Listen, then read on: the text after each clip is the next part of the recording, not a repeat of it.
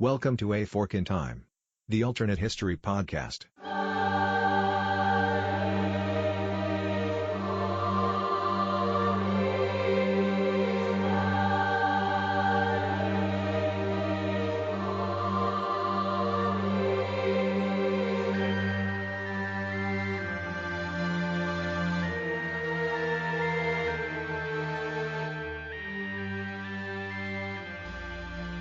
Welcome back to A Fork in Time. I'm Don Shelley, your host. Appreciate you joining us today as we embark on an episode that's a little bit different also than some of the other episodes that we've had in the short history of the podcast so far. And that so often here on A Fork in Time, we are talking about very historic, impactful events that have a lot of consequence that are very serious.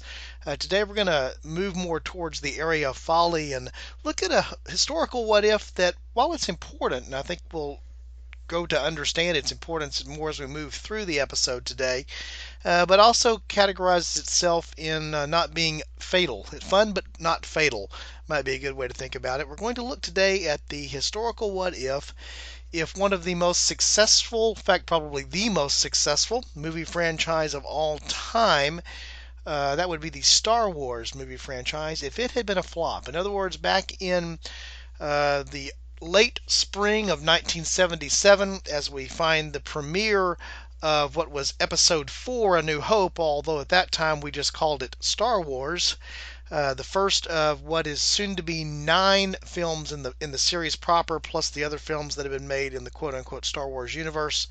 If that film, which has established so much of what we understand in terms of culture, had been a flop. In other words, if Star Wars had not been successful. Of course, the obvious, well-known reality is that Star Wars was a massive success, by far the most profitable movie franchise of all time, and actually ranking according to the list on Wikipedia that I'm looking at the time of the recording of this episode, it is the 5th largest media franchise of all time. Just in case you're curious, because I found that an interesting thing to reference as well. The list goes Pokemon, Hello Kitty, Winnie the Pooh, Mickey Mouse, and Friends, and Star Wars. So something as iconic as Mickey Mouse is what's required to beat out Star Wars, with an estimated $65 billion of total revenue, looking not only at box office sales, but also at merchandise sales, home video, book sales, all of the crossover that exists in media. And so to say that Star Wars is not a flop is sort of by definition what is not a flop. It's on the far other end of the spectrum. However, if we look at what it might have been in terms of the difference in terms of cultural phenomenon as a flop, I think we'll see even more so that it wasn't just about the money that it's made, but it's about the influence that it's had upon society. For the podcast today, I'm going to be joined actually by 2 co-hosts. That's going to be a first here for the podcast. One of them you're going to be familiar with. That's Ryan Cole, who had previously co-hosted on episode 7. That's where we are revisiting the idea of integration in Major League Baseball, the title of that episode being 42 Revisited.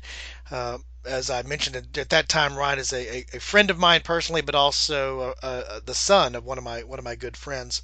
I'm also joined by one of my high school classmates, who's Robert Cocheu. Both of these gentlemen will introduce themselves when we actually get around to the podcast proper here, which we've already recorded. I'm recording this intro ahead of that. And I wanted to actually bring to this podcast a little bit more of a panel discussion. We had someone who was going to be on the panel that would have been a third, because I wanted to see Star Wars sort of looked at the lens through different people, but also through different generations. And so we'll discover and explore as we go through the recording that Robert and Ryan represent different generations. Robert being closer to my generation, so Ryan's a little bit outnumbered in the generational span. But I think you'll notice that Ryan is able to bring unique insights because he comes from a generation later, coming around to the Star Wars phenomena, the original movies, but then also at the time that he becomes a fan is during the period of time that the prequel trilogy is being released. And so I think you'll appreciate, I certainly appreciated or enjoyed while we were recording, the generational aspect of what's there. I'm going to apologize in advance for a little bit of the audio. There are going to be times that Robert is going to be a little bit difficult to hear. I tried to do some adjustments with some editing, and I think did the best that I could, but just ask you to bear with it. Certainly couldn't go back and totally re-record the entire episode, but I also thought it was worthy enough to retain. So just ask for your indulgence indulgence as a listener as we dealt with some of the issues there of recording the internet part of the conversation. And so as I begin the introduction here now for the episode proper, the next thing that you'll hear will be Robert's introduction, followed by Ryan's introduction. Again, I hope you enjoyed this exploration down the path of what would have happened if Star Wars had been a flop. Name's Robert Cocheu. I am a corporate trainer by trade in my day job for a Fortune 500 company.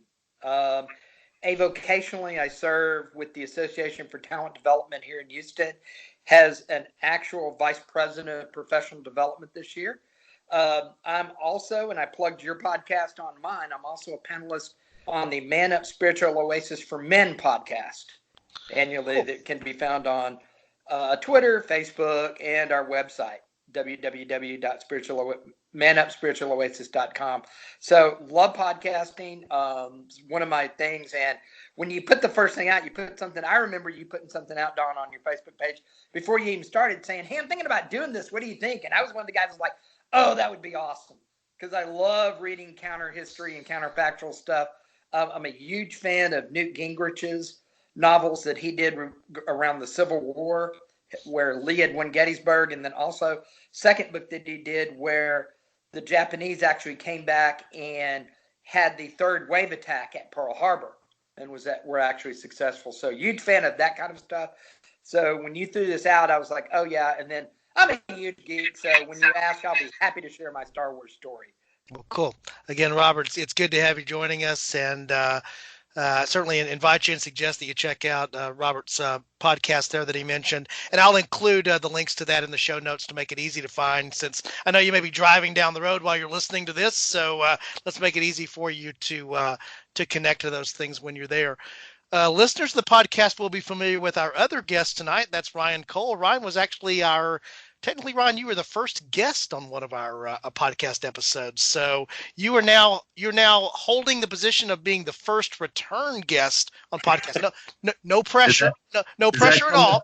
Does that come with a pay bump though? It actually comes. We double your salary. Wow. Okay. We all know how mathematics works. So we know I could have said quadruple or a million times your salary, and we would have had the same number out to the right of the equal sign. But it's a bargain at any price. I agree. Ryan joined us on, if those of you that listened to episode 7, which was our examination, which we called 42 Revisited, which was examining what would have happened to Major League Baseball if integration had actually happened earlier than the integration that we're most familiar with Jackie Robinson. So glad that Ryan could join us back here. And Ryan, folks may not have heard that podcast, so I'll let you introduce yourself just like Robert did and tell folks a little bit about you. Sure. So I'm currently a civil engineering student at University of Houston. I'm also working for a civil engineering company in Houston at the moment right now. In a past life, I was a public school teacher for 5 years. I guess I'm still technically a professional musician because I do get paid to play music at my church every Sunday. But I've been a musician for a long time, playing piano primarily, but a bunch of different instruments, a bunch of different types of music. I was going to say that I don't have a website really to plug like you gentlemen do, but I guess I do have a band called Jonah and the Wailers, and maybe we could put that out there too. We actually just met last week to talk about an upcoming project, so we've got something moving on that front. But I've been a fan of Star Wars for a while. I mean, at least since I was a preteen, I would say 11 or 12, and can get more into that a little bit later, but I'm excited to be here and looking forward to talking Star Wars. I appreciate it, Ryan, and we'll certainly include that. Jonah and the Wailers, I think, did their Christmas album release last year, so we'll definitely include some information about how to connect to that. And at some point, this is the first time I'm throwing it at him, so it's news to him as well. My secret mission in life is to have Ryan on enough that since he has a degree that includes music composition, he will write. I will commission from him an original theme song from the podcast that we can that we can play there. So, but no pressure. I just haven't thrown that up in front of our listening audience out of the blue. You know, that was that's not fair of me, but maybe I can. But now there are all these witnesses to hold me accountable. That's exactly right. If it works out that way, it works out that way. There's nothing that, candidly, there's nothing that I can do about it. Hey, I'm up for the challenge. Let's do it. Yes. So one of the things I wanted to start with, and just so you know, we haven't spent a lot of time, which I think makes for the best podcasting, talking ahead of time about what we're going to talk about here, because I like sort of the natural gel of what's here. And Ryan and Robert have never met each other before this event. I think that's actually probably a good thing, because they'll be new to each other and new to the exposure there. But again, the concept is, what would have happened if Star Wars would have flopped? Well, the reality is I'm pretty sure we cannot classify in the real timeline Star Wars as any form of flop. I think it made a couple of bucks.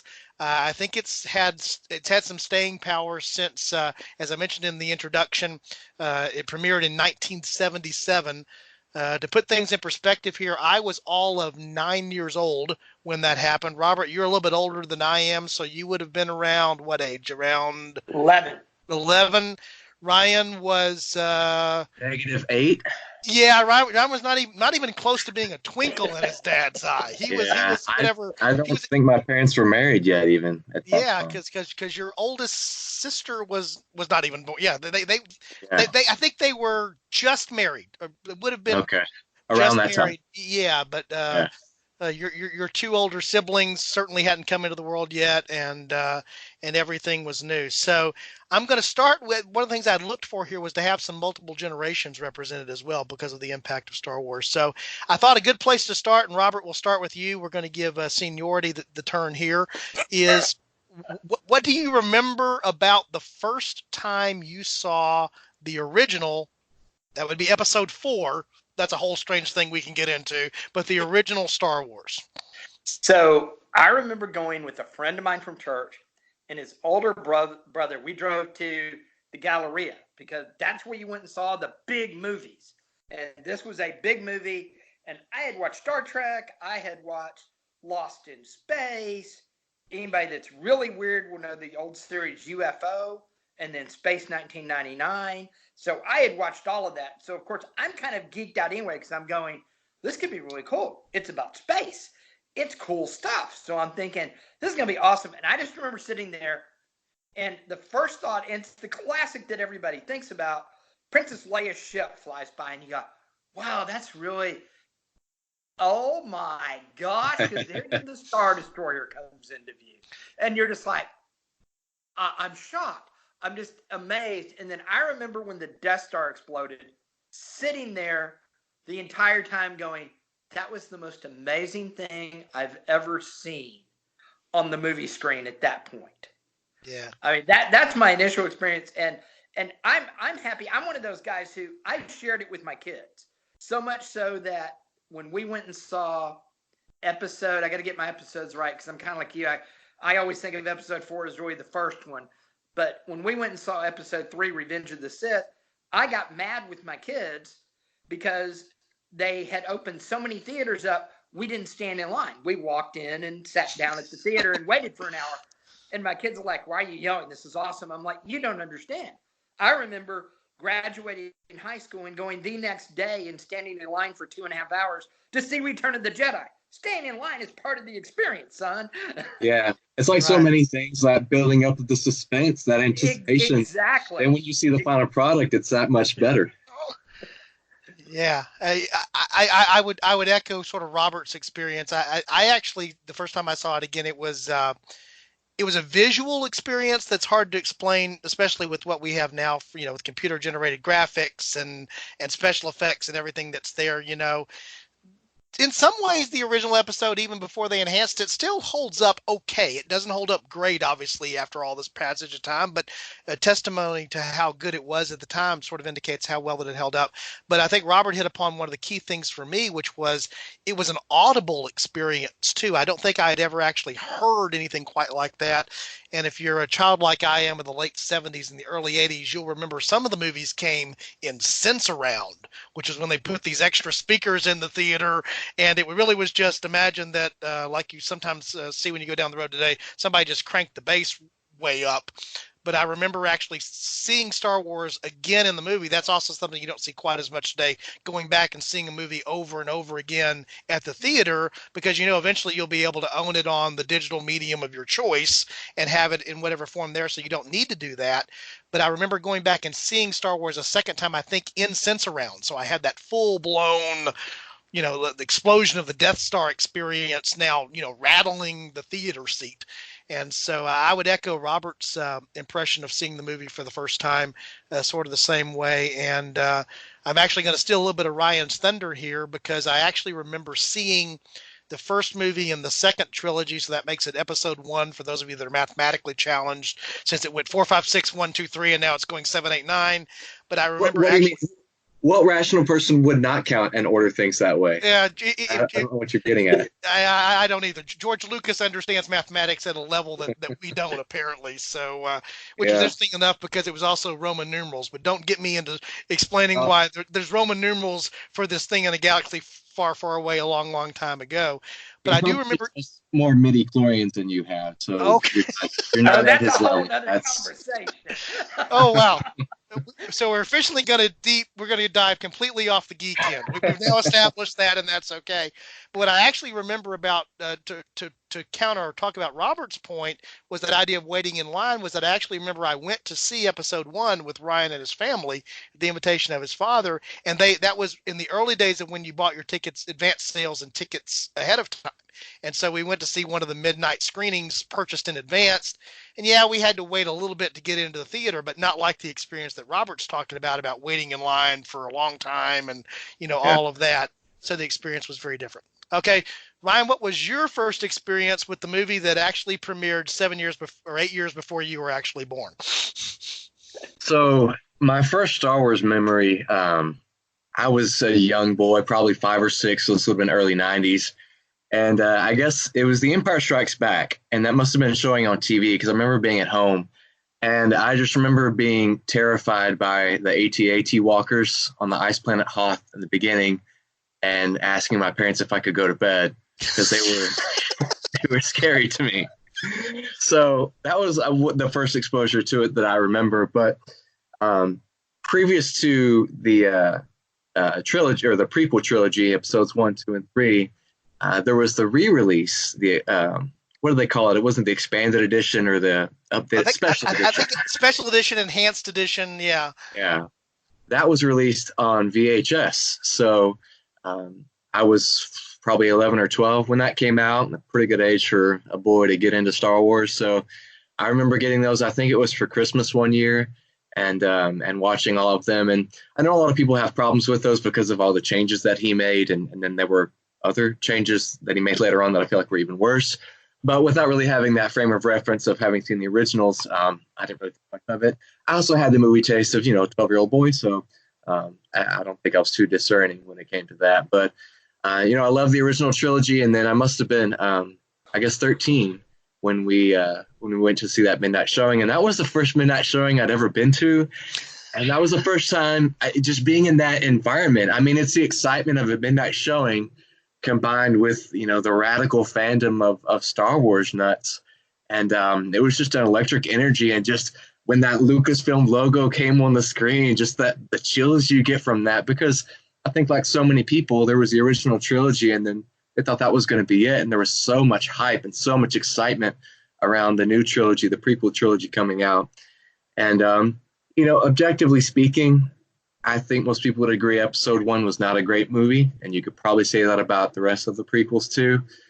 But man, was it fun. And it was just so exciting, and there had been nothing like that before. And I just really had a lot of fun with that. And I went and saw all the prequels in the movie theaters, and I've done the same for the most recent trilogy. And you talk about going to see movies more than once in the theaters. I don't do that often, but I have done that for episode 7 and 8. So Okay.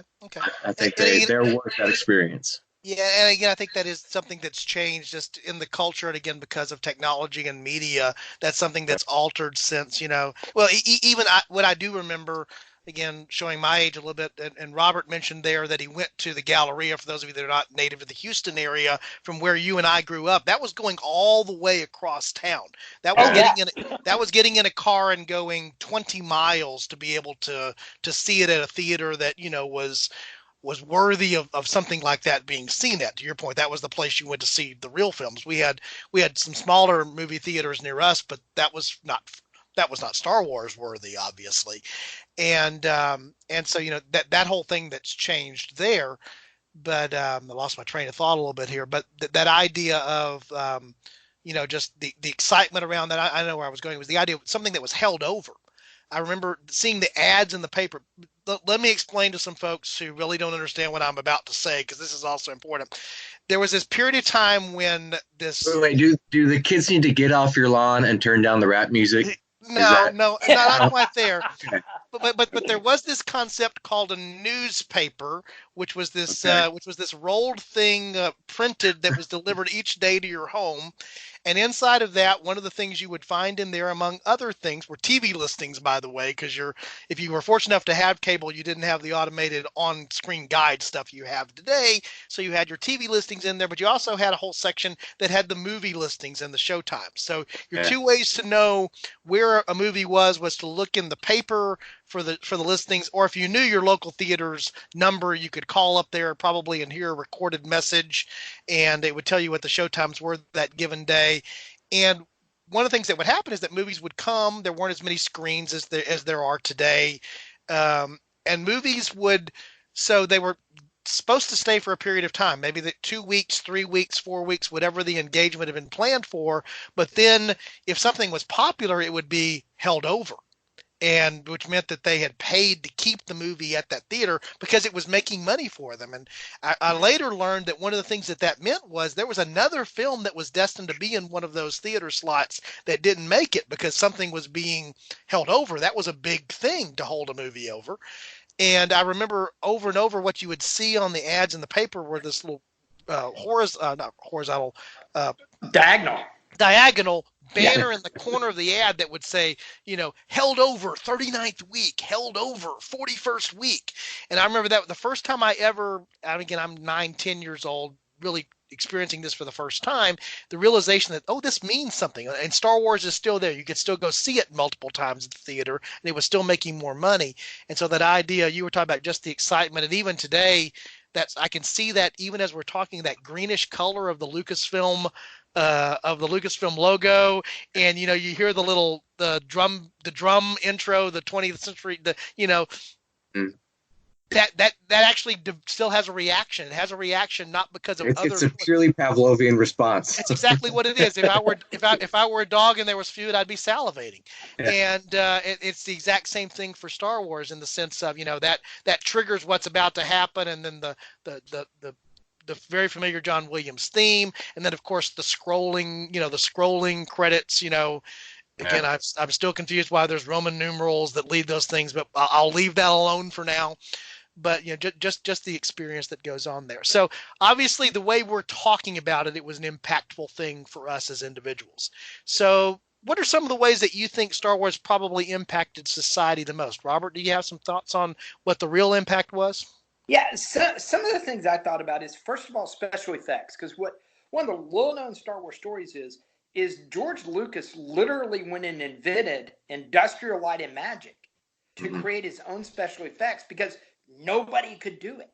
And if you go see any movie today, I rewatched Avengers Infinity War last night, and ILM did their special effects. And one of the other interesting things that most people don't know, everybody knows George sold out to the great evil empire of Disney several years ago. He did not sell to ILM, the ILM piece of it. He kept that, and they're still doing so. One of the things you'll think about, you commented earlier about Star Wars holding up fairly well compared to even all the CGI stuff we have now. That particular medium was invented solely for Star Wars. I literally do not think we would have had it and had that in our movie theater in CGI at the point. You had to have somebody envision that it could be done before it could be. So that's, one thing. I do a lot of augmented and virtual reality stuff with training. And that's one thing I don't think we would even have an inkling of had that particular technology not come forward as part of Star Wars. So are you saying there could have possibly been no Transformer movies? That is a possibility. It took a dark turn real quick. Yeah, well, I don't know if I want to imagine that reality. Well, as you hear us talk about all the time here on A Fork in Time, you drop the rock in the pond, and the ripples come. Man, that's what I'm telling you. The Yes. ripples come. Yeah. You sort of can't get around them. Go even further with it. George Lucas is one of the only movie producers that held on to his merchandising rights. That was the smartest thing he ever did. Oh, most definitely. Yeah, By far. and that's actually an interesting thing, because the idea this now fits into to my, although it was later for the later films as well, the Star Wars action figures. I can remember, I guess I was in second grade, and one of my classmates had one of the first ones of those, and there's some great documentaries online. I may try to find them and put the links in the show notes, because they're interesting to see about the whole thing there, of how that ended up being, who owned the rights to that and how they did that. But I remember the cool thing was Luke's lightsaber had this little slide thing that would let it sort of slide out of the action figure, and these were small, and these were smaller action figures. These were not your GI Joe size 11 and a half inch action figures. These were whatever the scale was, the 3 to 4 inch per character thing there. But you're right, he was very smart in terms of not letting go the merchandising rights. He to Robert's point, he actually, when the technology didn't exist and he wanted to make the movie the way they wanted to make the movie, he built the capability of doing the technology, which then actually became, he made a lot of money off Star Wars. He made a lot more money after what ILM did and what the merchandising rights did, in terms of why George Lucas, has the Skywalker Ranch in California. It's not because of the proceeds directly off the movies. It was all of the other things that went around that were revenue producing for the movies. And to your point, he didn't sell out the thing that's still the thing that makes a lot of money, which was ILM, when he sold the rights to another studio, in this case, Disney. So I think that's an excellent point. Ryan, what's the first thing that pops into your mind in terms of the impact that we sort of can't get away from, that is Star Wars? Sure. Well, related to Robert's point and talking about ILM, there's a pretty famous computer animation company that started in ILM, and it's called Pixar. Mm-hmm. And they've gone on to do some pretty big things. Right. And, it wasn't just George Lucas's direct influence. They ended up actually getting a lot of funding from Steve Jobs in the 80s, and there were some other factors that played into Pixar being so successful and becoming what it became today. But that was definitely a big place. That was kind of the springboard for a lot of those guys. And like you're saying, Robert, it's where the need for this special effects kind of brought all these people together that had the same goal and the same interests and same talents, and led to some pretty far-reaching things outside of Star Wars. And on kind of a related note, I guess, too, up until this year, Toy Story, which is, I guess, Pixar's first big claim to fame, was a trilogy, much like Star Wars was a trilogy. And you talked a little bit about this earlier, just the impact on the film industry in strictly that sense. I mean, there are tons of impacts within the film industry you could talk about, but even just talking about the idea of trilogies, there were some before and some kind of sequels, like the Godfather trilogy started. I think the first two were before Star Wars, and you can kind of group some of the John Wayne movies together, the Fistful of Dollars and all that kind of stuff. But if you look at all of the huge blockbuster trilogies in Hollywood, all of them came after Star Wars. And some of them kind of immediately after you, and some of them are sci-fi, like the Alien trilogy and Terminator trilogy. Lord of the Rings came a little bit later on. And then all the spate of superhero trilogies we've had. We've had the X-Men, we've had Spider-Man, the list goes on and on. And, of course, some of these, like Lord of the Rings, existed before Star Wars. And so that idea is itself necessarily a new thing. But the idea that this is a viable Hollywood franchise, this is something that's going to make a lot of money for these studios, that started with Star Wars. And Star Wars is responsible for that trend beginning and showing these movie studios, and it was with Fox at the time, that, hey, yeah, this is going to be immensely successful for you. And there is so much potential in this. And it's a great way to build an overarching story. And, in the sequels, you have these characters that you already know and that are coming back, and you don't have to waste all that time on exposition and development. You can pack a lot more story into it. Right. And so one of the arguments that can be made is filmmaking as we know it today, there's a Marvel universe. There's a Star Wars universe. There's a Matrix universe. There's this concept of not just franchises, but even an entire existence. In fact, it's interesting to me that, what is referred to inside of the Star Wars universe when you're talking about the official story, because I remember there were novelizations and there were other things as well. You will actually hear the term used with Star Wars that is or is not in the canon. Yes. Yeah. And when you recognize, if you're astute, and I think most of our listeners of this podcast are pretty astute, the other thing that we use to describe whether something is or isn't in the canon is pretty significant to a lot of folks. It has tremendous theological impact. Is that quote unquote biblical? Is that canonical? I mean, that's either in the canon or not in the canon.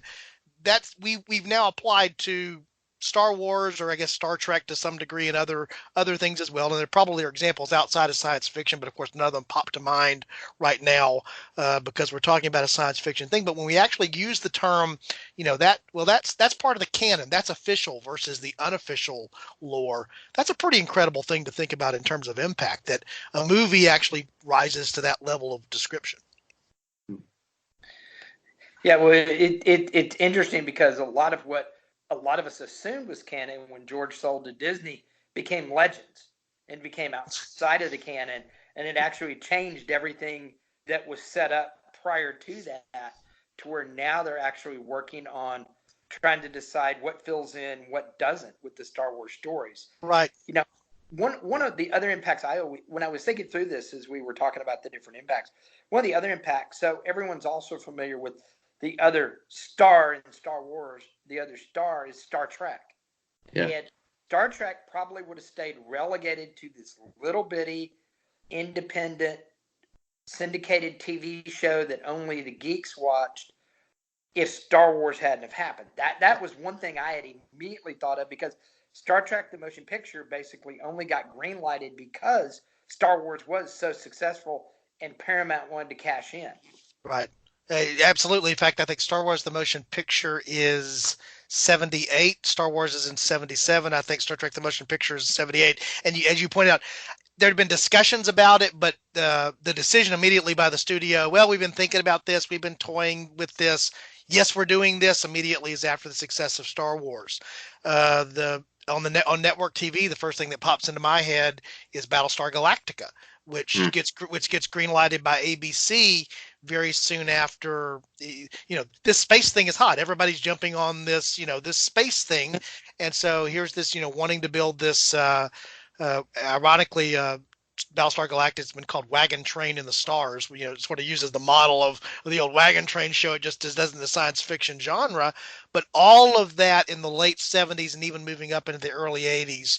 Buck Rogers in the 25th Century on NBC, and some of the other things that were there were all the direct result of Star Wars success.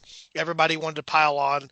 Disco was hot and space was hot. I don't know if there's any relation between those two things, but those were the two things that were going on in the late 70s and the very early 80s. Was some of the clothing is actually very similar when you think about it in both of the genres. But space was the hot thing. You sort of felt like you couldn't lose if you did something that was space. Let me ask you this too, because speaking of Star series, one of my favorite series also was Star Trek Next Generation, which I've seen some of the original Star Trek, and I'm just going to say Next Gen is better. you are free to disagree and be as wrong as you want. But, I was young still when that came on TV. I remember watching that again as a boy with my dad and my sister when it originally aired on TV in the late 80s, early 90s. But do y'all feel like that was a direct result of Star Wars' success and all the space fascination that followed after that? I think so, because I don't think you would have had the Next Generation would not have happened had the Star Trek movies not been successful. And so I think Star Trek would have been relegated to, I'm going to throw some series out. So Don mentioned Battlestar Galactica. I'm betting when everyone heard Battlestar Galactica, they thought Battlestar Galactica on Sci-Fi in the 2010, if I remember correctly, with the Katie Sackhoff as James Olmos. Yeah, the rebooted grittier. Yeah, Battlestar. They didn't even think about Battlestar Galactica, which ironically was coined Wagon Train to the Stars, and had the star of Bonanza, Lauren Green, as Commander Adama. Right. Wow. So something totally different when you said it, obviously wouldn't have been rebooted. I think Star Trek falls into that. I think Star Trek would have been this little known. I was kind of joking earlier about I watched Space 1999 and another TV series called UFO that were basically space-based stuff that, Don, you may have heard of Space 1999. I know it. I know it well. The moon breaks out of orbit. Yeah, I mean, it's yeah. It's happening very slowly, but it is happening. What is it, like an inch or two per year? It gets farther. Oh no! There's a catastrophic nuclear explosion on the moon, Ryan. It's wow. Yeah. Were the Russians involved? The Russians were part of it. We had a full space station with them. Yeah, it would have been relegated to those particular, odd TV shows that anybody watched, or the Incredible Hulk TV show, or the Amazing Spider-Man that was on TV in the late 70s. No one ever talks about, no one ever remembers, because why? Well, now we've got the Marvel Cinematic Universe.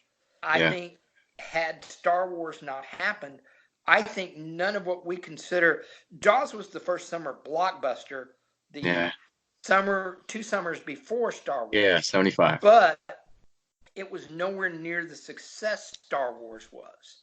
Right. Yeah. In the cultural impact. Jaws kind of had an impact because people like me had saw it at a very young age. Still will not swim in the water, in the ocean.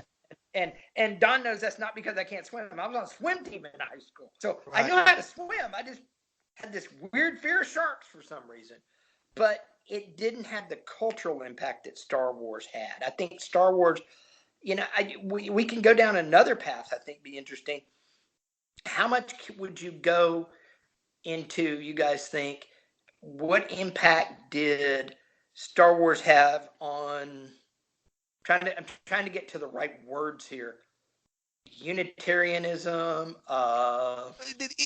There was a philosophical, a spiritual philosophical bend to Star Wars that is often pointed to there. Whether it's tough to know because different people that you talk to that have different backgrounds or different thinking on that will point to it in different things, but it had an Eastern philosophy, sort of a yin and a yang. And all the robes they wore too, and that was. What actually did become the case, I remember this, I was very young, and I got, I'll just say it here just to put the context for our listeners.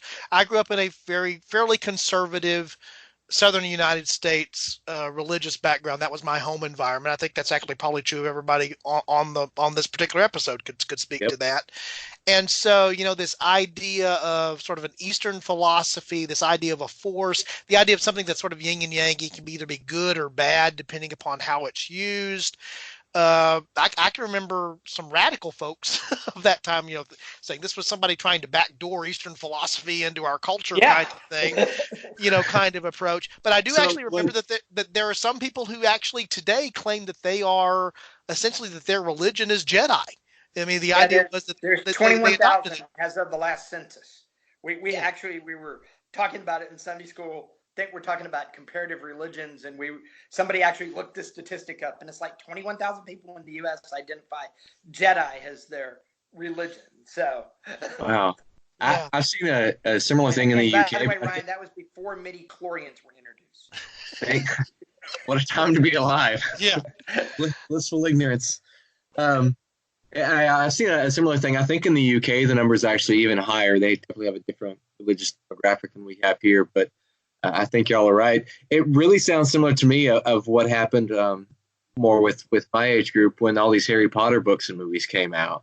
And the same fears that, they're trying to teach witchcraft to our kids. And this is just, a gateway into Satanism and Wicca and all that kind of stuff. And just kind of a lot of fear mongering, which to me, it all seemed kind of silly because I think largely the principles of the Harry Potter world are very similar to those of Star Wars, about friendship and sacrifice and working hard for things that matter to you and all those kinds of things. So all that just kind of seemed like hogwash to me, but definitely interesting.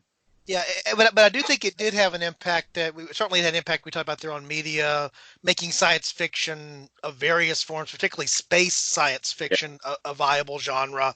Everybody was, trying to find their space thing. We gave some of the examples of that. I think it is interesting now that this could really create controversy because you have those that are of the Star Trek mindset and the Star Wars mindset, and Trekkers and Star Wars fans don't always get along. And there's some people that find it actually to be the most horrible thing that can happen now that J.J. Abrams is actually in control of both of the universes. There's something fundamentally wrong with that. But I think it is true. I think Robert makes an excellent point that, the influence, the impact of Star Wars, which is important to talk about, because then that also leads, obviously, what happens if it's a flop, if there's not that there, is that, Star Trek is relegated to UHF reruns by a select audience. And eventually that just goes away because eventually technology did come along that would have made, I still saw Star Trek reruns as a kid, on the UHF channels here and growing up. 10 years later, if there's no Star Wars, they probably don't make airtime because other things would have taken those slots because there just would not have been an audience for them. And, you mentioned Space 1999, which was an import from the UK. It had been a UK production, I think, before it became here.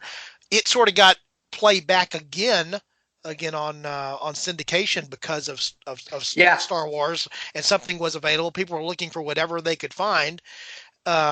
And you want to talk about plot holes and premise holes. Space 1999 could be a whole other episode that we could go down in terms of the amazing thing is the moon breaks away, and apparently it moves at enough speed that in very short periods of time it's outside of our solar system and they're traveling to distant places. That's the amazing thing to me.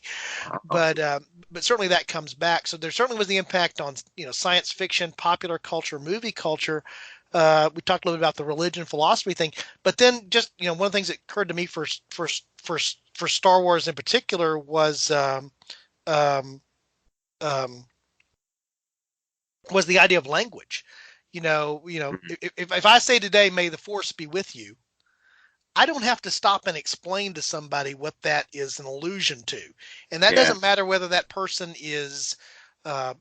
At this point, probably whether they're 6 or 86, they get the illusion. That's just now in our culture. If I say, "I'm your father," okay, that echoes the Vader telling. There's all of these things. If you pull off something at work or some other place, somebody says, "Did you pull a Jedi mind trick?" I mean, these are all just things that have slipped into our culture that are common references, and I probably only named 3 out of 100 that I could name here that popped into culture. In that sense, do you guys have any thoughts on the impact there? Well, I have a bad feeling about that. You have a bad feeling about this. When you said language, it's interesting. It's the phrasing, but it's also just the impact of the way we talk, the way we act, and the fact that science fiction is cool. And we've all alluded to this. Ryan, you talked about your dad taking you, and Don, you shared with you going with them to see episode 4, right? Episode 1. Sorry, episode 1. See, I can't do the math either. But my kids, I have a 27-year-old and a 23-year-old. Both of my children, we already have plans for December to go see episode 9 as a family. Friday night opening, not the Thursday night midnight stuff. We don't do that, but we will go Friday night. We will eat at Red Robin, and we will go to the Marquee Cinema, Edwards Cinema, to go see it. That, I think, is a unique experience for movie going that you wouldn't see. I could almost argue you would never see anything like that. Families didn't go to the movies together, really, until Star Wars. And so you could, how much difference did it take on the entertainment industry? Right. From that, beyond just a science fiction is cool. It changed the way things work with that. I agree. And Ryan, you were even talking about, you and I were talking briefly about, 20th Century Fox was not in a good place when it decided to greenlight this project. Yeah, they were really struggling at the time. I think they'd had a couple flops before then, but they really benefited from Star Wars success, and it turned them into a titan of that industry. I have in one of my notes that their stock soared from, I think, $5 per share to like $26 or $27 per share. Just making I want to say it was like over $1 million every day once Star Wars came out. It was something absurd. And that that really boosted up that aspect of the Fox industry. And then, of course, from there, you can follow that out and look at all the other things that Fox has had a hand in since then, especially since I think it was in the 80s, Rupert Murdoch had the acquisition of Fox. And you look at, the TV channel, just Fox. I grew up watching The Simpsons on Fox, and that may not have happened then because that was a new channel at the time, willing to kind of take a chance on a show like that was not really proven. A primetime cartoon that was kind of aimed at adults. It was kind of a weird thing. It wasn't like the Flintstones decades before. But then going even farther, you look at things like Fox News, and would that be around today? And or even that whole idea of just these talking head pundits on TV just trying to brainwash people, which happens on both sides. Don't get me wrong. I'm not a fan of MSNBC or CNN either. I think a lot of these channels are toxic and don't really offer a lot toward public discourse. But, just thinking about the effect of Fox and Fox being so immensely impacted by Star Wars' success could have had a huge impact on the way our culture is today. I agree with that. Robert, any thoughts on that? Yeah, that's interesting because that's something I hadn't thought about was the financial impact, the downstream financial impact. Right, and even the existence for me being someone who was born in the late '60s, grew up in the '70s and the '80s, there were 3 networks until there were 4, and Fox was that 4th network. And part of the reason they were able to be in that position was because they were financially sound. The point being that 10 years before, 15 years before, they weren't in that financial position because they were a fledgling studio in an industry that was still trying to figure out the new media, what was going on. '70s was a weird time. If you didn't live through it, it's hard to fully describe it. But it was a decade of transition, and popular culture and entertainment was also in transition during that period of time.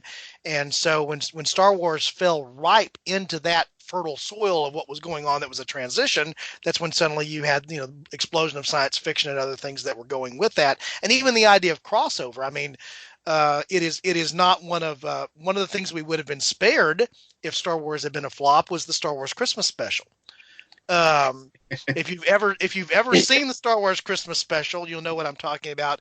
If you haven't, you owe it. I don't know if you owe it to yourself, but you owe it to at least say that you've seen it so that you can actually comment directly on how bad it is. I will say that Luke is the prettiest he's ever been. Well, that may be the case. That was a serious makeup job. Yeah. In there.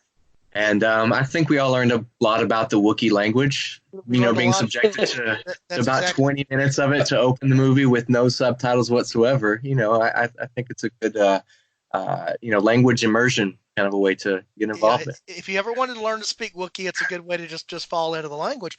But the reason I bring that up was the very idea of having something that was a crossover between movies and television in the way that was in that time was unique or different.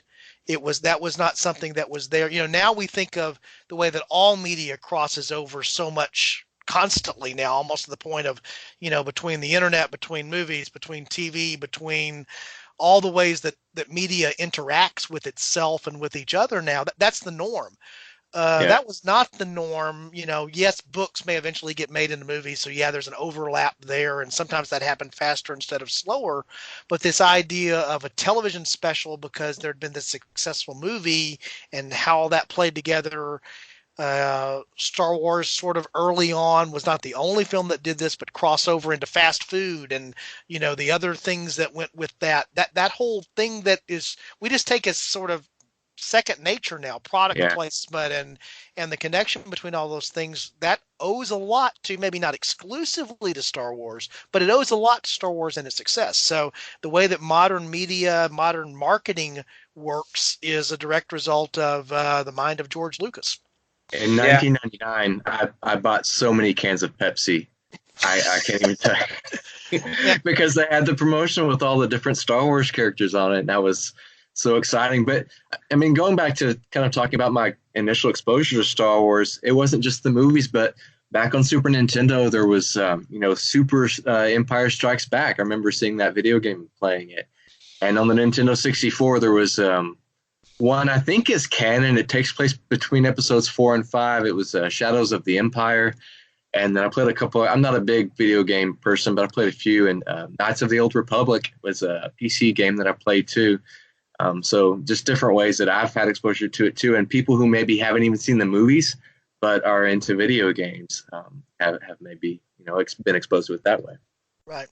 I hadn't thought of that. Well, and then the other thing is, so the action figure industry, Don kind of alluded to, not the Star Wars characters being 3 to 4 inches versus the 11-inch GI Joes, which everybody remembers that was the thing. Action figures were all big 11-inch, and they had pretty much died out.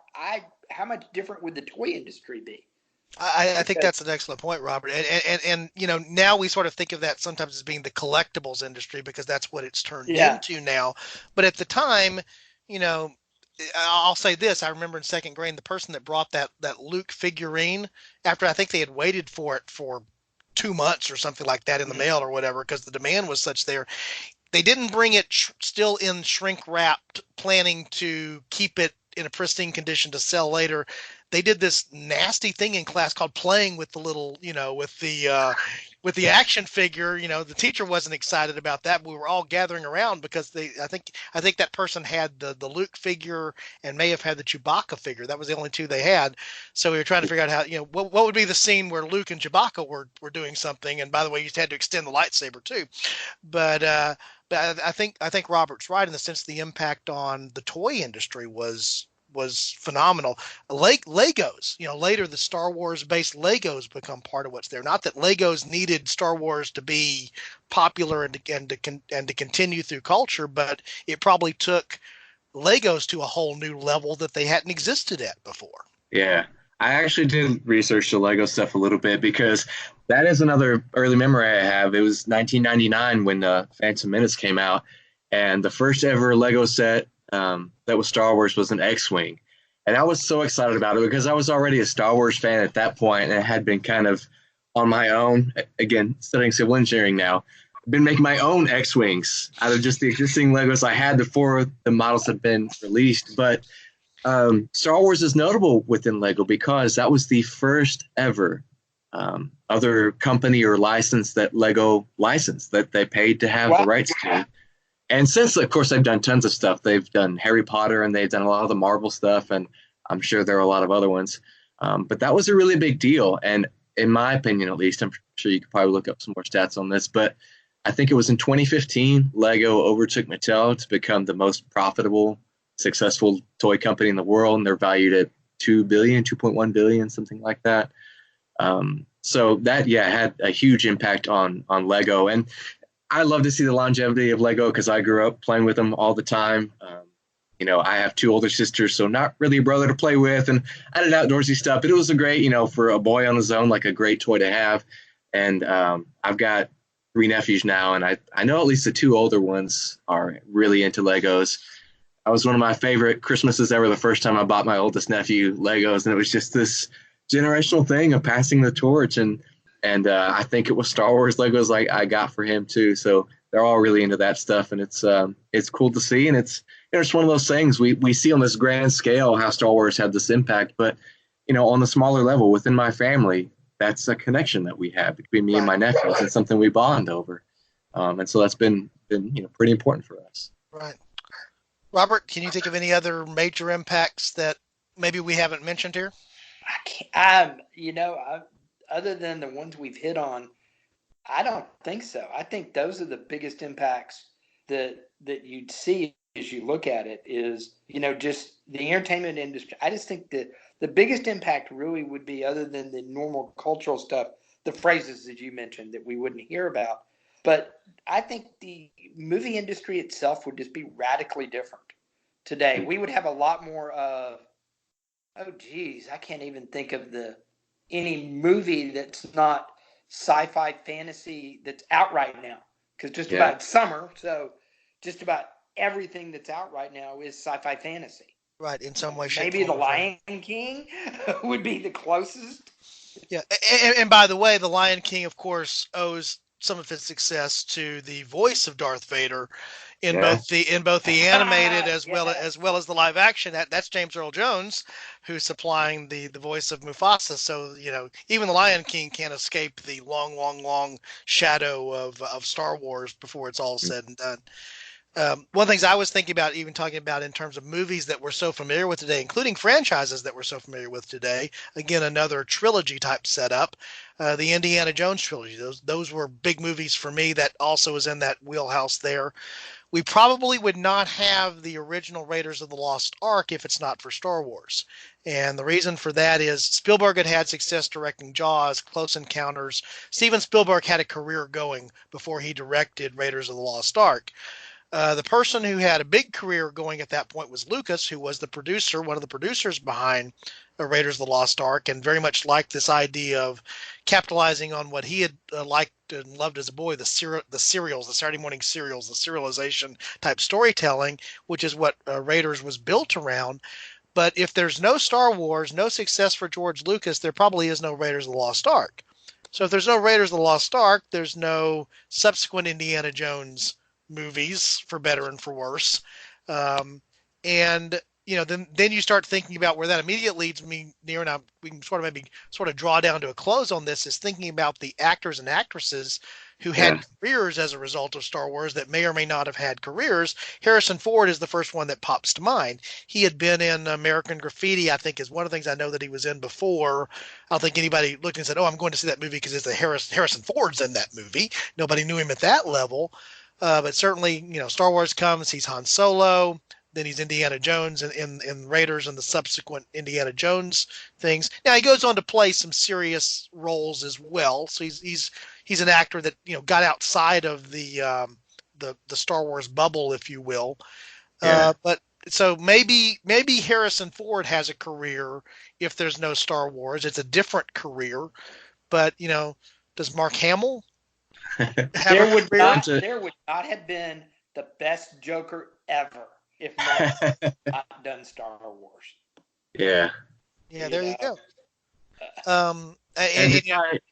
To tie Han Solo back into Star Wars too, spoiler alert if nobody has seen Episode 7, but he dies in that movie and he's killed by Kylo Ren. And I think that moment would have some of the gravity it does if we just knew him from the original trilogy and that was it. But the fact that he was such a cultural presence starting with Star Wars and all that time, he's somebody you feel like you kind of know. You've seen him in so many different movies and, he's a household name. Everybody recognizes him.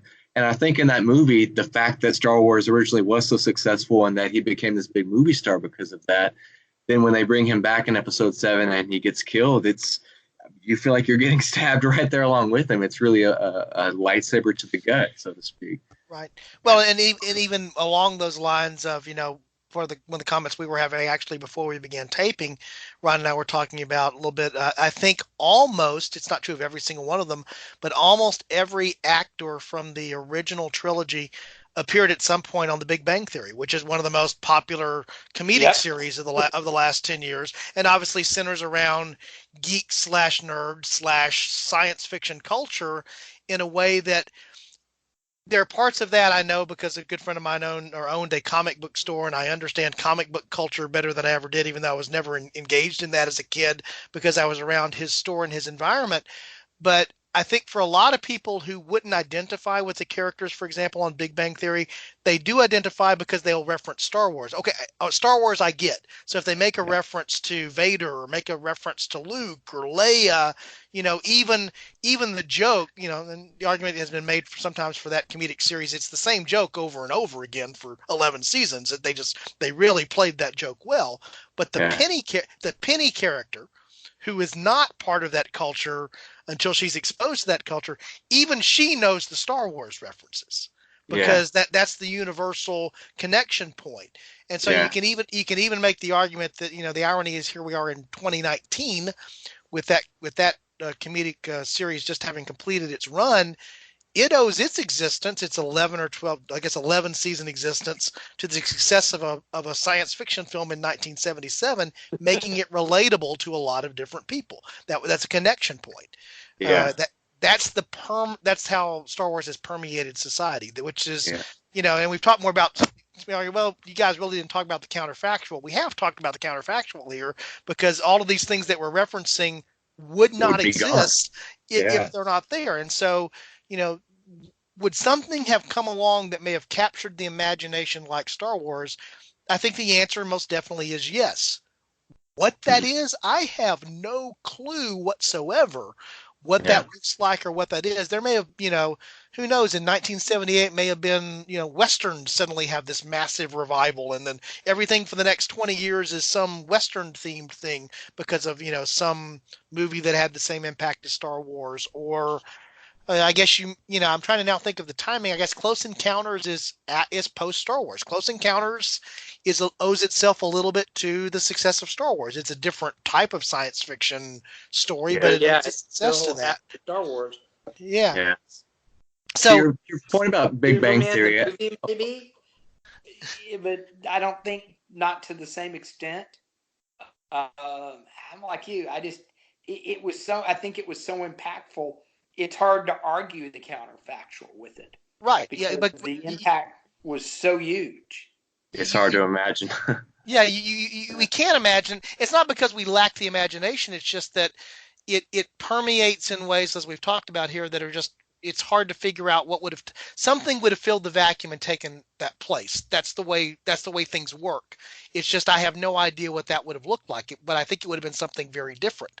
I don't think it would. I don't think it probably likely would have been another science fiction film. Maybe it would have been. I don't know. Maybe, well, Logan's Run was actually before it. Maybe something would have caught the imagination that was there, or some other genre. Superhero films, for example. Yeah. I think back of the Christopher Reeve Superman being in that period of time. I don't know if it directly owes its connection to Star Wars. I think it does stand apart separately. So, maybe that would have become the next big thing. So what we think of as being the Marvel success may have happened much earlier because there would have been a reboot of comic book figures in the late 70s and early 80s in a way that was different, that, would have filled the Star Wars void.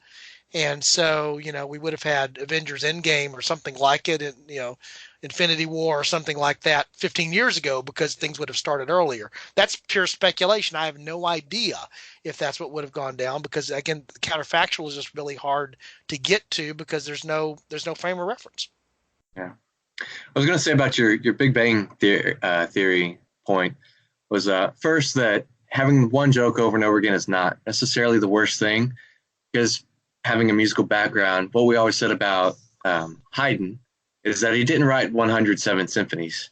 He wrote one symphony 107 times, and that they're all kind of follow the same formulaic thing. But we obviously still regard him as great. Once you have something that has been perfected or well crafted, just do it over and over again. And, if it ain't Baroque, don't fix it. Ooh. But the second point, which won't contain bad puns, is to take that idea and to expand it out to society at large of nerd culture blossoming and having a legitimate place within society. I think that leads to the idea of it's a good thing for our culture to have greater diversity in it, and for people who value different things to have equal place within our society. And Star Wars helped, along with things like Big Bang Theory, which came later, help these people that sort of were just these, reclusive nerds, kind of come out into the open with that and have that be something that a lot of people say, oh, you like that too? Oh, so do I. And it's not something to be ashamed of, or that you just, partake of in your parents' basement on the weekends. And I think, I don't hope this isn't too grandiose, but I do think that's made our society a better and a stronger place to be, because you don't have to be cool, or you don't have to be a jock or something like that to be cool. You can be somebody who's really into Star Wars and be cool, or, you get together with your friends and you watch Big Bang Theory or something like that.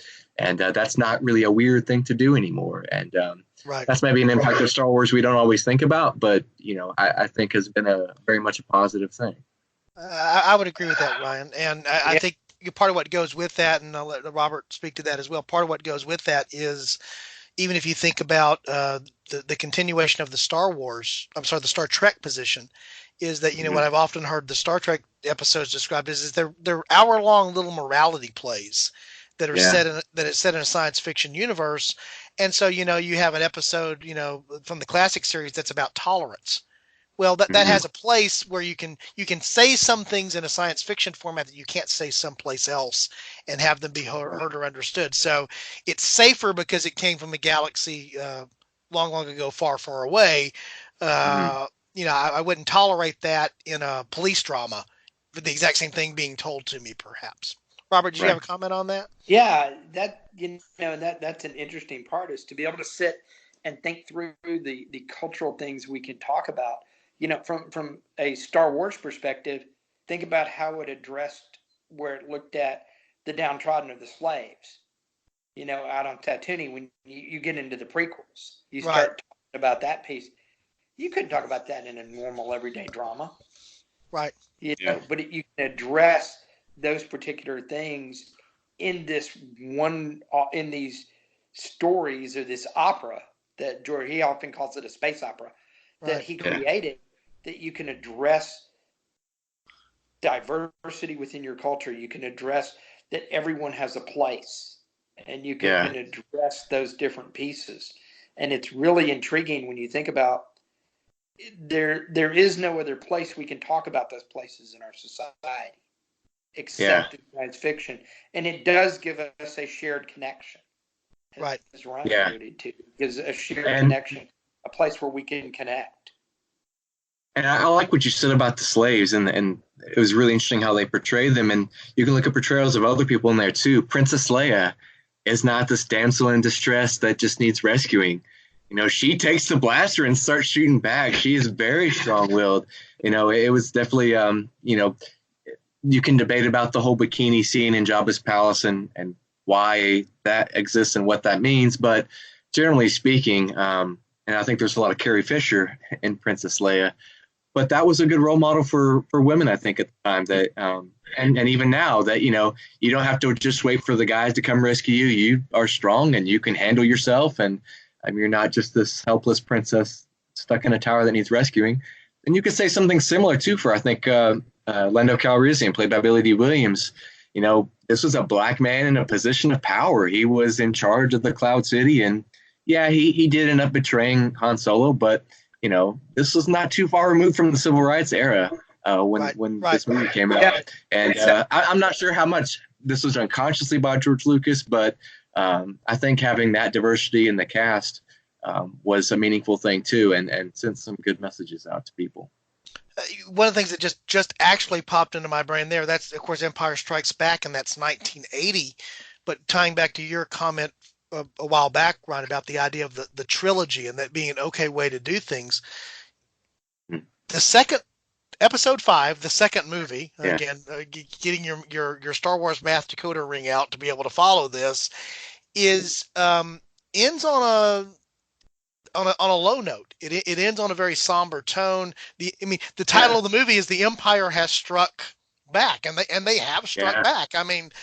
Things have happened there. Now, just because the way you expect normal stories to be told, and this idea of the hero's journey and mythology and all that, which also gets into that. That things are going to be better in the third movie, and the third movie is going to be made.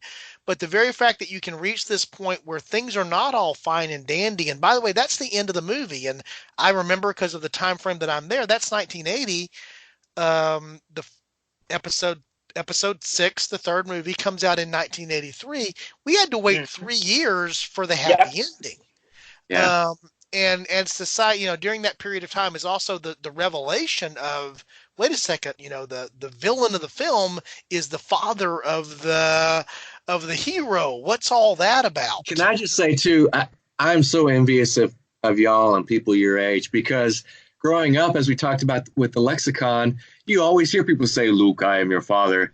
And so I already knew that was the case. I didn't get to have that revealed to me in the middle of Empire Strikes Back like all of y'all did. So, and even better, you didn't have to avoid the internet for 3 weeks beforehand to avoid it being spoiled to you. That's an excellent point. And even back to the point that Robert was making in his first experience there, the idea of waiting in line, the idea of it being an event that you anticipated. I mean, there is anticipation now. For example, as we're recording here, it's in transitioning from July to August. This episode will be released in late August of 2019. Robert mentioned we're 3 to 4 months ahead of the release of the ninth film, which is also episode 9. So thankfully he realigned realigned the numeric calendar for us. But even that anticipation is driven by now a YouTube culture where one of the YouTube channels that I subscribe to every day sends me a video about, some spoiler or a new release that's, piece of information that's leaked out. And you have to make that conscious decision to sort of go into your no spoilers bubble or whether you're going to consume that and still appreciate it. We didn't have that same thing back when Star Wars originally premiered. Star Wars is still now continuing long enough that we do have it. So the other impact of Star Wars, to Robert's point earlier, is the multi-generational aspect of it. I mean, literally, you're talking here about, you were mentioning your nephews. Ryan, I know your father very well. Your dad saw it as a young man. You saw it as a younger young man moving in. Your experience to it. He has grandkids now that are old enough to, be in the middle of it. Well, that's three generations of Star Wars, and it's a common theme that's there. That's an impact on society. There aren't that many things we can point to, probably outside of sports. Sports being another unique aspect that plays that.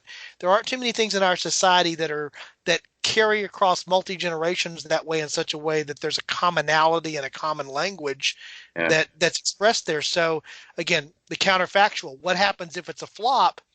Something else comes to fill that role. I have no doubt about that, but I have no clue what that looks like. That's what makes this a tough counterfactual, is I don't know what the alternative timeline is. Something comes along. I say that maybe nothing comes along that quite captures that thing. Maybe there is nothing that is three generational capable, that binds you together with Legos and stormtroopers. Maybe you don't have that across multiple generations if there's no Star Wars. And are we a better world or a worse world for not having that? I don't know. Yeah. Which reminds me too, talking about its far-reaching impact. I played piano for a wedding a couple of weeks ago. And would you all like to guess what the theme of the wedding was? I'm sure it probably had something to do with John Wayne Western, since you mentioned that earlier. Yes, it was Fistful of Dollars. Everybody had to bring a whole fistful to donate, and that was how they were raising money for the honeymoon. No, it was a Star Wars wedding, and it was one of the most fun weddings I've ever been to. I played the love theme from episode 2, I think, as they were coming down the aisle. They had the ceremony music from the end of A New Hope as they walked out, but like all the decorations and everything. And my favorite part, and I'll see if I can send you this picture, Don, if you want to share it. In the restroom, in the men's restroom above the urinals, they had 2 signs. One said, "Stay on target, stay on target." And another one said, There's another phrase. "I'm like a Jedi, not a stormtrooper." And I got a great laugh out of those. And again, I would not have had that experience without Star Wars. Yeah. And again, we sort of chased some things here down to the end, and we'll need to sort of draw things to a close. But the other thing that just popped in my mind when you were talking about that is one of the things that happens in episode 7, the first of the latter trilogy, is the I can't even think of the Pope. That's the name, not Pope, but the other character, Finn. Finn. Who is we come to find out, unlike the stormtroopers we were familiar with in the original series, which we later learn are all clones of Jango Fett. Of a bounty hunter, nonetheless. Yeah. But we discovered that in the case of Finn, he's conscripted into this position, and so he's looking for a way out of that, and so suddenly. Yeah. What we have there is, what I remember very distinctly from the original trilogy is the idea of stormtroopers and this uniformity that's in a bad sense. It's, it's an imperial world. It's an oppressed society, that's kept in line by these literally faceless soldiers, that are, and then we come later to see that what is carried out through the story arc is that here's a stormtrooper. He's not a stormtrooper by choice, and he wants to be something different.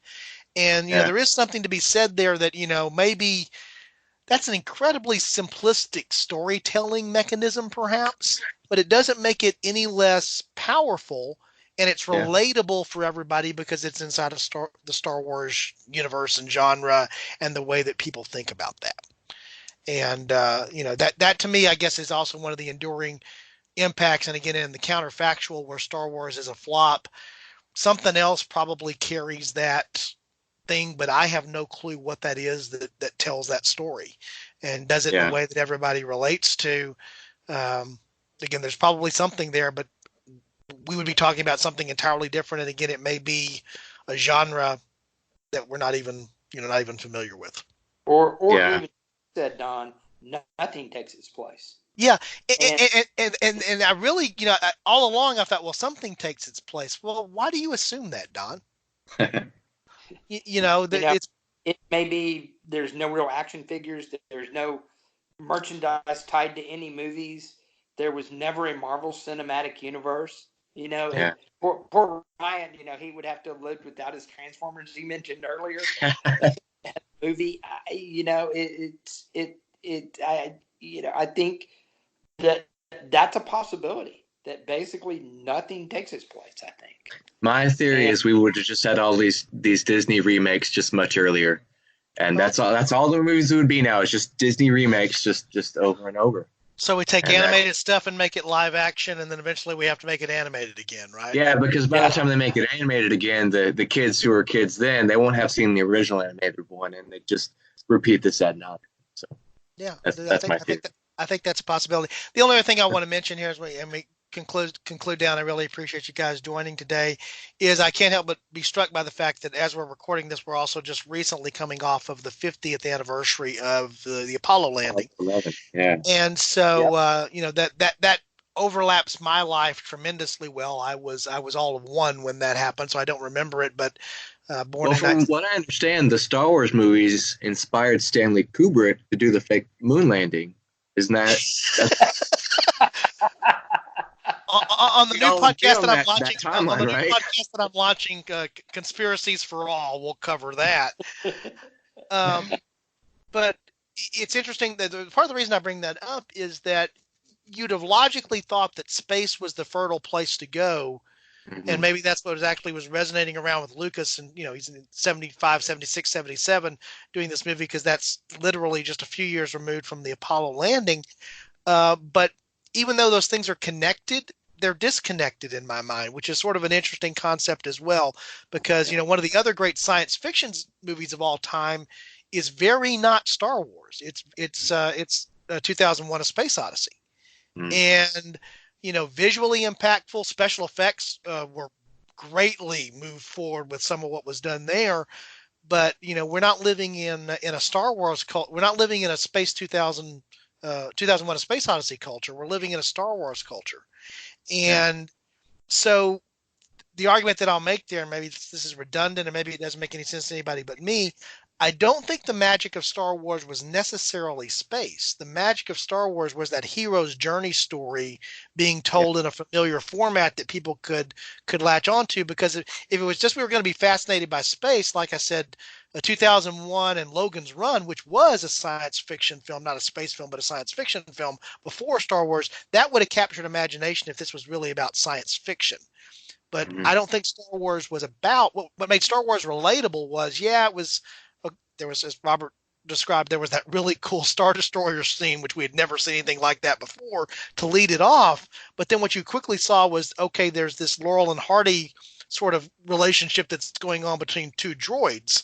I have no idea what a droid is at that point, but I know that those guys are a lot like Laurel and Hardy, so I can identify with them. So, Star Wars is science fiction, but I think the magic of Star Wars and how it shaped culture is that it's not because it's science fiction. It's almost in spite of the fact that it's science fiction, even though it as we talked about earlier, got the ground hold for a whole bunch of other science fiction. It's the story and the character arcs in Star Wars that make it what it was. And I guess, like you said, in a way, the sci-fi part of it is almost incidental. Right. Yeah. It gives you greater leeway. Han Solo's a Western gunslinger mercenary. That's what he is. Yeah. He just happens to be set in the. He just happens to be set. He could just as easily have. I don't know what the Millennium Falcon would have been in a Western genre. I guess it's his. His horse wagon or whatever it would be. That's what it would be. And Chewbacca is, I guess, some type of Tonto sidekick maybe in this. In this alternate concept, but his character is universal. It just happens to be inside of a science fiction genre. And then I remember for me, one of the most impactful things was, Luke is the hero, right? Mm-hmm. Right. Except that he doesn't pull that off if Han Solo doesn't come back and care, right? Yeah. And at the end of that, when they're attacking the Death Star at the end of the movie. By the way, if you're going to build the most powerful space station in the universe, you don't have a glaring flaw in your defenses. Well, that flaw was built in by the designer on purpose, and he told his daughter about it. That was probably my favorite movie outside of the original trilogy. By the way, Rogue One, yeah. Rogue One, yeah. I feel like that was well done, and I think that's part of why I liked it, because similar to Empire Strikes Back, which is my favorite of the original trilogy, it doesn't really have a happy ending. Your characters that you love and are rooting for die at the end, and all these rebels are getting slaughtered, but it's a good story, and it did a better job, I feel like, than any part of the prequels did about kind of filling in what happened before.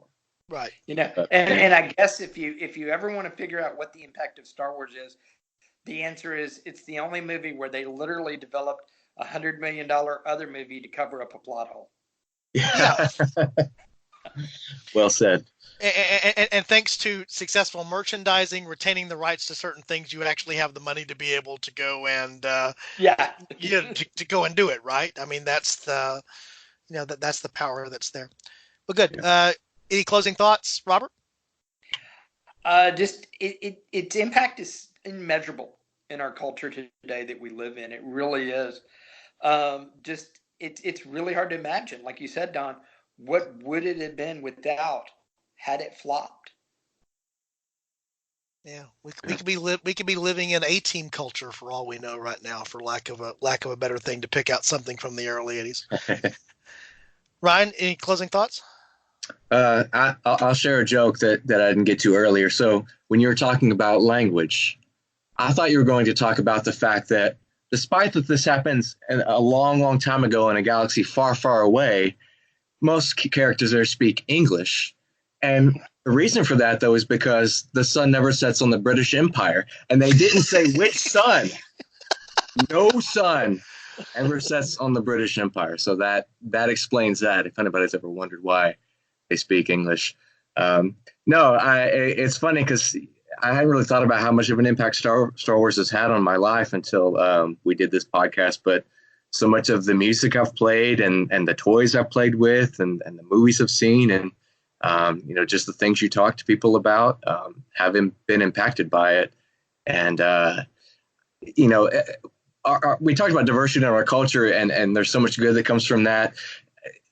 Our culture is not as unified as it used to be. Like you said, back in the day, there were 3 channels and sometimes I worry about what that impact will have on our culture. But again, why Star Wars and things like that are so important, because that is still one of the very few things that so many people are aware of and are fans of. And it's one of the few still unifying elements, I feel like, in our society. So I don't know if anything would have filled that void if it were gone, and we could be living in a pretty different place without it. Yeah, so that we're now 77 to 2019. It's a long time, So it also makes me wonder, 100 years from now, what is the impact there? I think 100 years from now, it won't be all the elements we're talking about now, because those will be lost as those who had the firsthand experience to it die out and other things come along.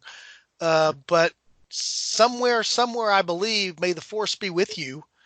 100 years from now is going to be something that is remembered, and they'll know more or less where it came from. Not everybody will, but it'll still exist in culture. And when you think about the number of things that have the ability to survive beyond a couple of days in culture, particularly in our culture today, beyond a couple of weeks, but a couple of years, when you start talking about the things that last for centuries and multiple centuries, and then, ultimately the things that last for millennia, that's a pretty short list when you put Yeah. it together.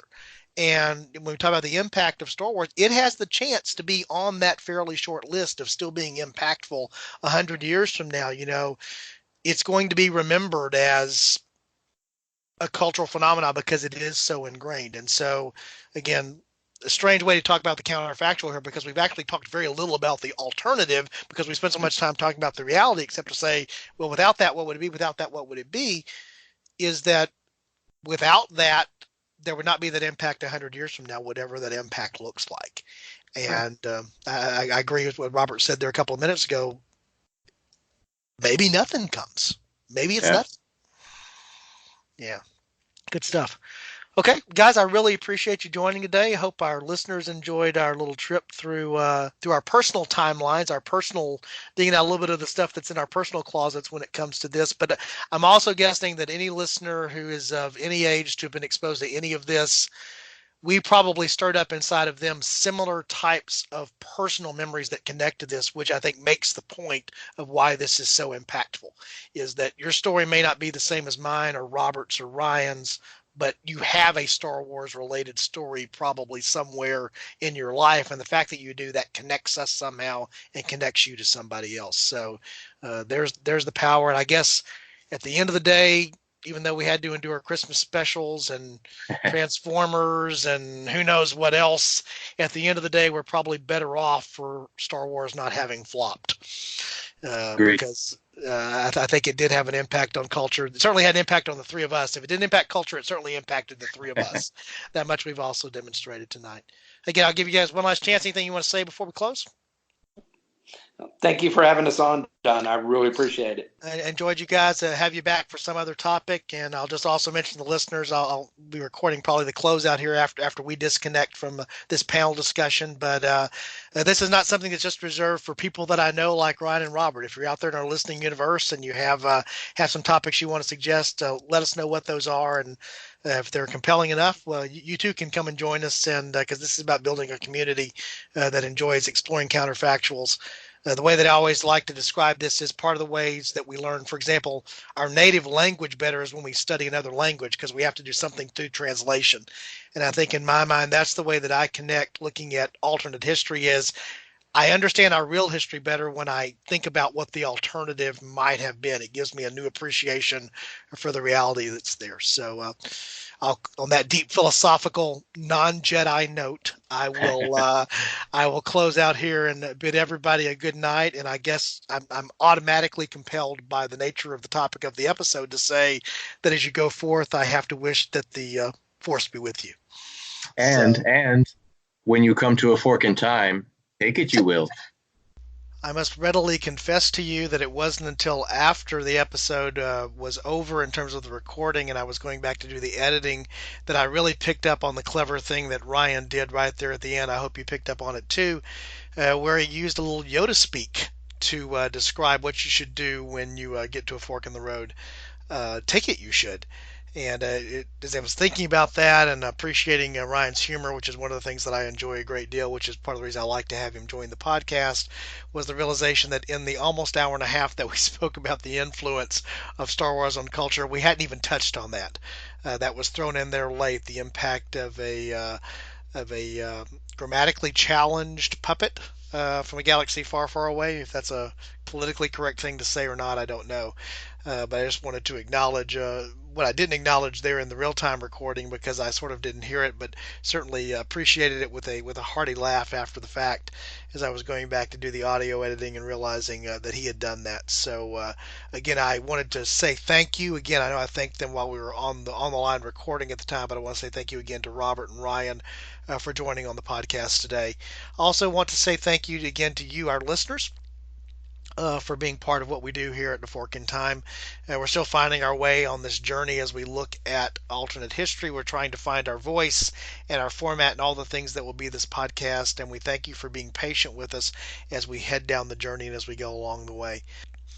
As always, we encourage you to check out our website. That's aforkintimepodcast.com. You can find all types of things there that'll give you more information about the podcast, ways that you can offer feedback to us, certainly the ways that you can support us, the things that we mention almost on every episode. So I'm not going to go into detail here, but just again suggest that if you take the time to go and visit us there at our little corner of the web, that's aforkintimepodcast.com. Again, the A is important, the podcast is important, that you'll find lots of ways that you can interact with us and provide us, again, valuable feedback and become part of the community that we're trying to build here as we move through. As we come to the close of the episode, I also again want to thank you again for your time, which is always the most generous gift that you can give as a listener. And we don't take that for granted and hope that we continue to offer up something that is entertaining, informative, just sparks maybe some thought. If we've caused you to think or to laugh or to smile today, then we've done something that makes the world a better place. And so again, we thank you for joining us. So as I sign off here now, this is Don Shelley with A Fork in Time, the Alternate History Podcast, hoping that you'll join us on the next episode and see where history takes us if we had just taken a different turn. Thanks.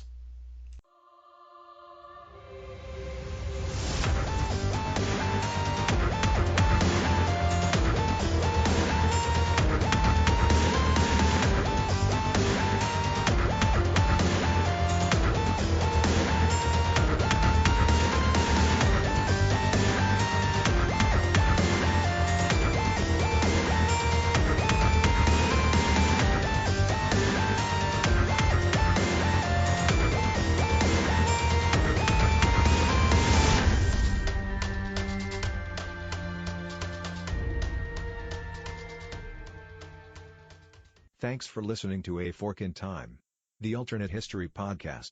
Join us next time.